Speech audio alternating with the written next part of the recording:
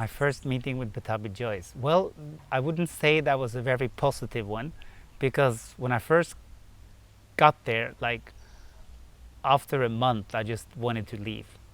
But before I even got access to come into the Shala, I had to wait for like 3 months before I even was allowed into practice. Because I think Pattabhi Jois saw that I had an attitude and had a lack of respect and arrogance. So he just felt like, nah, you're not ready. So basically, I came to India for a whole year to study Sanskrit and to be there as a, also deepen my yoga studies, of course. And one of my dreams was to, of course, study with Pattabhi Jois. But when I came with such, lack of respect and so much kind of cockiness.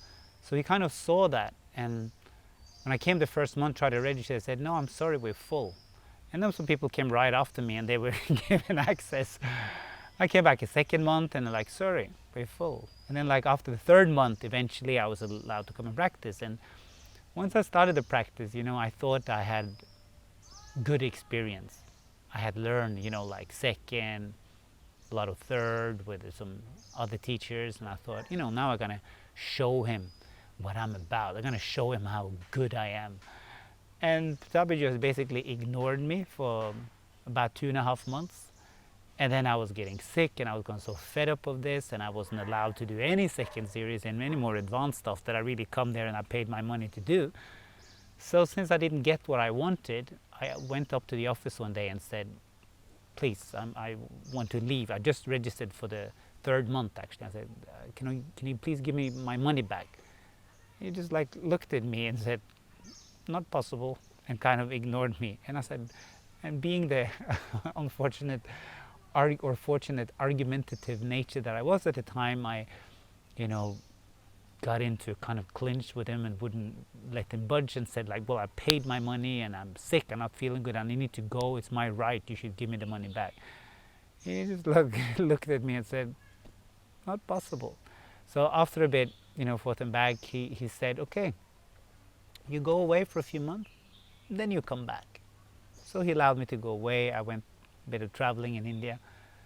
Then I come back after a few months and I had like 3 weeks, and I thought, okay, I might as well just stick it out and then I get the hell out of Mysore and do something different, or do my own practice or find a better teacher or whatever, somebody who can really see me for what I need. And at the end of those 3 weeks, something actually changed in me, and I realized that Pattabhi Jois was trying to help me all along, but I was too cocky and arrogant and self-righteous to actually see it, that he was trying to help me in the way he could, rather than me being, ambitious and desperate to get all the wants that I had and the cravings that I had to kind of exceed in the practice. And it was very tragic actually, and a bit embarrassing considering what a state I was in when I met him. But then after 3 weeks and I realized that he was actually trying to help me, finally I got it and saw that he was actually reaching out the hand and trying to help me according to the way he thought was best, rather than what I thought was best.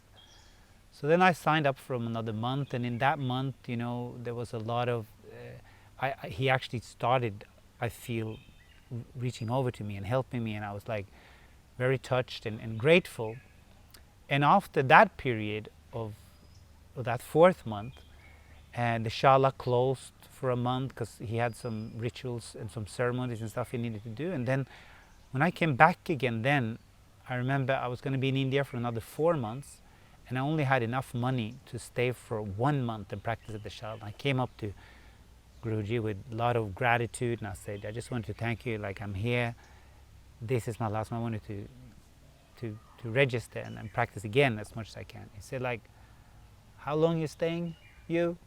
And he said like, I was staying until the end of July or beginning of August or something. He said, okay, no problem, you take practice. And that act of generosity, that grace towards me after being so cocky and he kind of allowing me to practice, that to me was just like a real eye-opener to how he actually was trying to help me in a way he thought was best rather than I thought was best. And then afterwards, when I came back 6 months later with my sister, when our brother had died in a tragic circumstances, and I hardly had any money, but I came, and I only had money to practice for 1 month, and he let me practice for 2 months. And that act of generosity just kind of confirmed to me that he was actually there trying to help me, rather than just taking everybody's money that some people thought.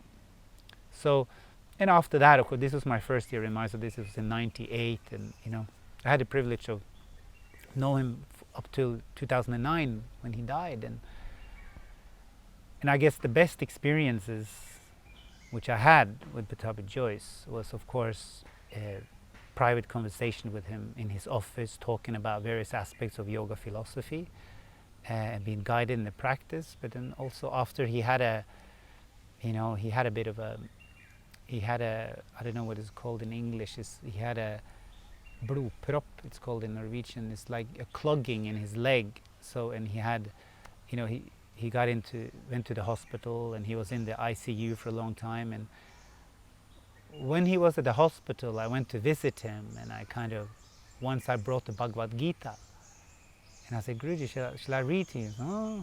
He kind of smiled, and then I started reading to him, and like every day, like for 18 days, I used to first start in the hospital and then continued when he kind of came home, and we kind of read one chapter of the Bhagavad Gita every day. That beautiful experience of actually reciting that to him, and him lying there feeling very weak at first, but then kind of grunting every time I made a mistake. Like we say, when I was like recite a famous word like yada yada hidharmasya glanir bhavati bharata, and I was going like yada yada hidharmasya banir bhavati bharata, something like this. He was like and I was like, what? Oh yes. And because he knew almost the whole Bhagavad Gita by heart, and it was such a precious book to him, and that kind of intimate contact with him is probably the best experience that I had with Pattabhi Jois, of feeling him in the later state of his life, after everything he had accomplished and done, and allowing me to see him in his most vulnerable state in a hospital bed, lying there, and just coming to visit him and read the Bhagavad Gita and talking about life. That was just one of the most beautiful experiences that I had.